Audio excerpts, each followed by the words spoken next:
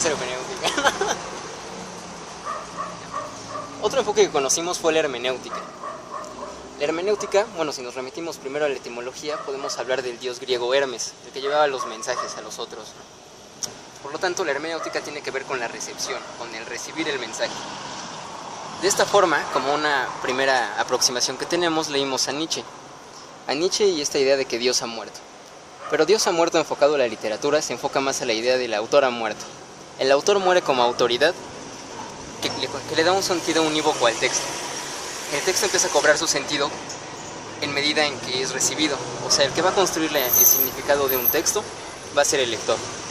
De esta forma, podemos entender a un texto como un cúmulo de significantes sin sentido alguno, hasta que alguien lo lee. Y bueno, haciéndole un guiño a algo que hablaremos más adelante como el psicoanálisis, va a proyectar sus traumas. Pero bueno, en este sentido de la interpretación, pues leímos a Heidegger, leímos a Gadamer, principalmente, ¿no?, los padres de la hermenéutica. Y nos centramos en esta idea de que lo que va a constituir al individuo es él y su interpretación del mundo. Es decir, el texto se empieza a percibir como una subjetividad.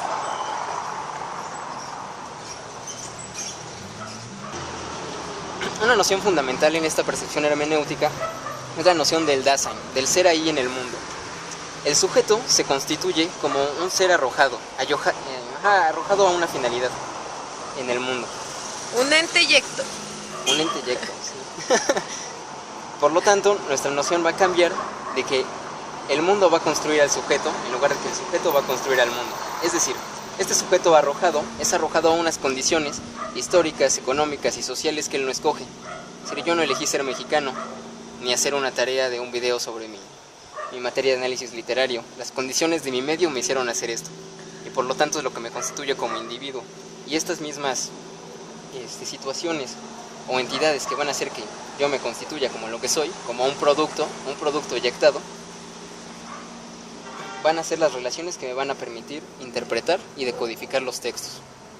Es por eso que ahora tomamos algunas imágenes de la calle, porque nuestra tarea como teóricos literarios, sin duda alguna, es intentar decodificar una parte del mundo. ¿Qué importa si es la calle, un auto que pasa, el cielo? Tal como lo dice la hermenéutica, tú vienes al mundo y estamos arrojados ahora aquí, pendientes de una ventana. Y de tal forma que este mundo nos está configurando en el ahora y aquí, en este momento. Venga. Bueno, otro enfoque que conocimos fue el psicoanálisis. El psicoanálisis nos enseñó a percibir el texto como un cúmulo de proyecciones, de traumas, tanto del autor como del lector, ¿no? Es decir, lo único que va a hacer el autor al momento de escribir, si nos remitimos a Freud, es disminuir su censura deformante, y va a empezar a proyectar sus fantasías a través del texto. Y el lector, ¿qué va a hacer? Pues de igual forma va a proyectar todos sus deseos y pulsiones, focalizándose toda su energía pulsional en algún personaje del texto. Por lo tanto, el psicoanálisis es analizarse a uno mismo y al autor. Sí, ya tal vez se van dando algunas fallas en el texto que te dan ciertos parámetros para un estudio psicoanalítico, como un acto fallido o como esa proyección en la que uno puede decir, bueno, si en el mundo en el que ahora estoy habitando no puedo caminar por la acera desnuda, es porque hay un principio de realidad que me está censurando y que me está haciendo, que me está reprimiendo esas ganas de querer caminar desnuda por la calle. Y entonces lo que hago es rompo con el principio de realidad para entrar al principio del placer a partir de la escritura. Y eso es más o menos lo que podemos decir de psicoanálisis. Y el otro enfoque, sin duda alguna, es el problema del lenguaje, que se trata a partir de Lacan.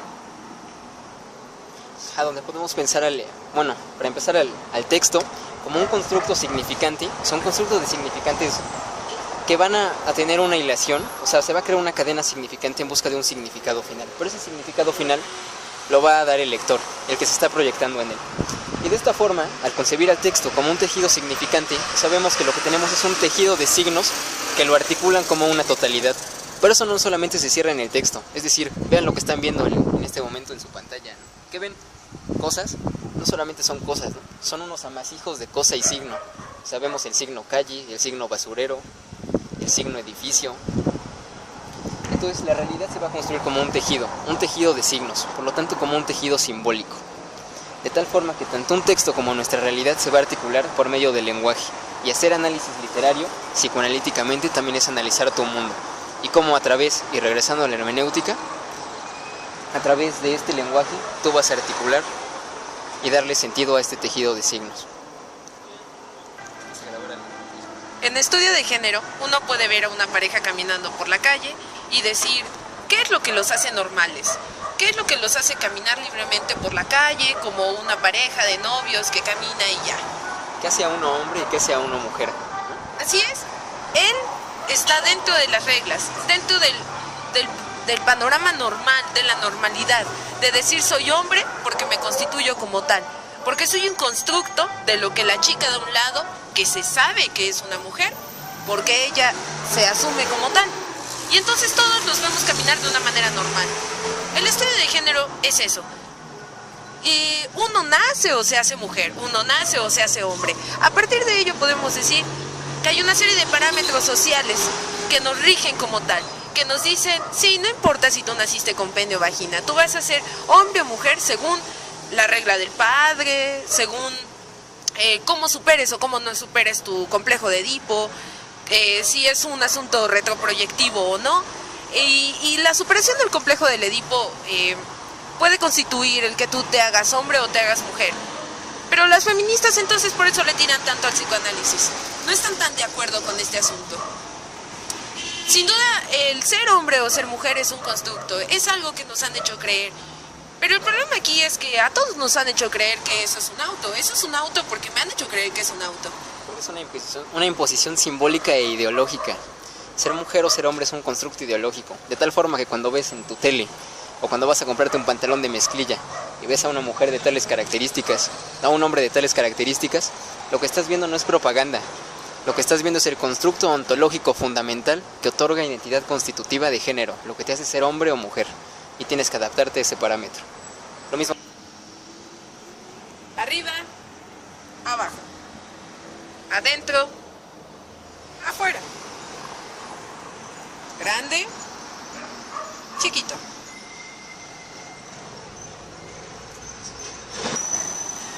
Como vimos, grande, chiquito, adentro, afuera, lejos y cerca, son una serie de oposiciones binarias, ¿no? Es decir, hombre-mujer, grande y chiquito, centro, afuera, verdad y falsedad. Son una serie de binomios en la cuales a cada uno de ellos se le va a dar un privilegio. Un privilegio, pues aparentemente arbitrario, ya que para saber por qué uno es el componente privilegiado tendríamos que hacer una genealogía. Y como vimos, estas oposiciones están en nuestra vida diaria, en la calle. O sea, vemos el centro de la calle y la periferia de la calle, el adentro de una casa y el afuera, lo grande de una persona o de un auto y lo pequeño de otra, y su oposición.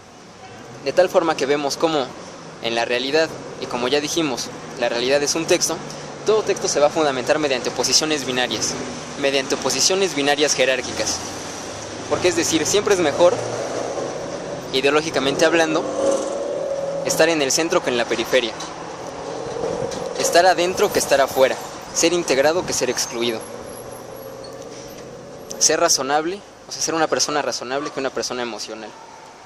Como dije, no sé por qué se privilegie, ¿no? Esto es arbitrario. Pero esto va a fundamentar la raíz de todo texto.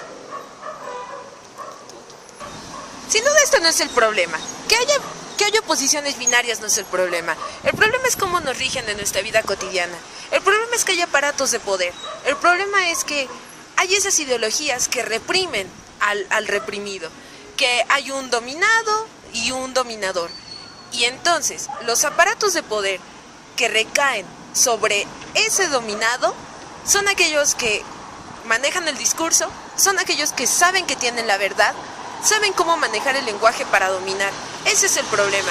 El problema es que ha habido guerras mundiales, el problema es que ha habido matanzas, ha habido masacres, ha habido sucesos históricos que nos constituyen como los tipos que somos ahora, a partir de eso, del cómo dominar a una sociedad. Al final de cuentas, en todos lados hay poder. No quiere decir que del lado del dominado no hay estructuras de poder. Claro que lo hay, y ese es otro problema. Entonces, lo que buscamos ahora, y a partir de la teoría literaria nos ha servido mucho, es este asunto de, bueno, hay una forma, ¿no? Hay una forma de mantenernos al margen. Hay una forma de romper esas estructuras de binomios en las que hemos estado recreándonos durante la historia de la humanidad. A eso se le llama la deconstrucción. Por lo tanto, la deconstrucción va a ser el intento de borrar la barrera que divide a estos dos polos del binomio. Es decir, ¿qué va a hacer que algo sea bueno o que sea malo? Precisamente el que algo sea bueno o malo va a depender precisamente de que esté en una relación de codependencia del otro. El bien no existe sin el mal. La periferia no existe sin el centro. La mujer no existe sin el hombre. Por lo tanto, en toda oposición binaria existe un núcleo compartido, un núcleo inestable fundamental. Y esto podemos verlo en todos lados, incluso en la raíz teorética del mundo. Esto es en el lenguaje. Si pensamos, por ejemplo, en la palabra lamento, podemos pensar que lamento puede ser un verbo o puede ser sustantivo.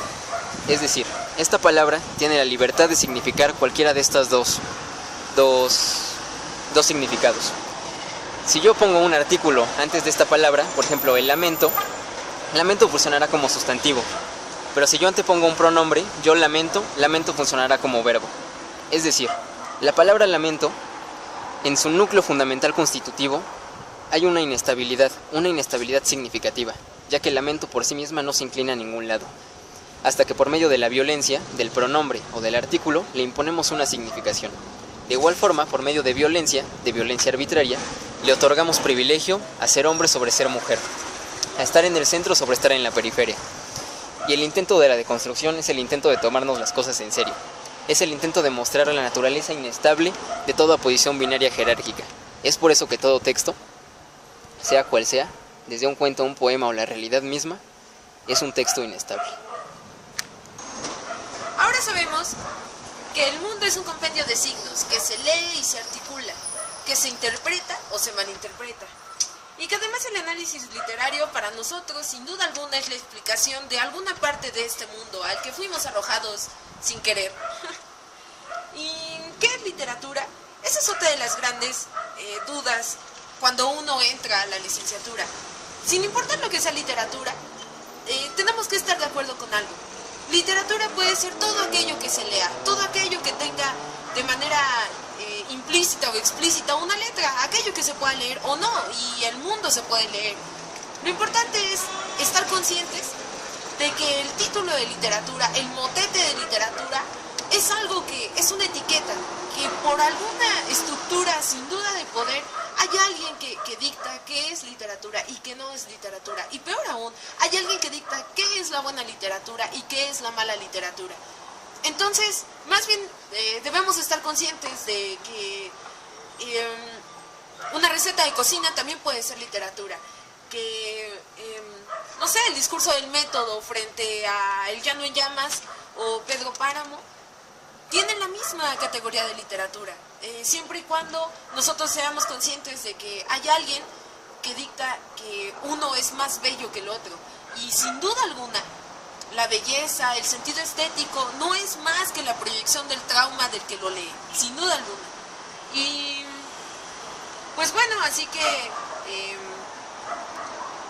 pues damos por concluido este video. Espero que les haya servido de algo, y si esta es nuestra panorámica general de qué es la teoría literaria, y pues ya, eso es todo.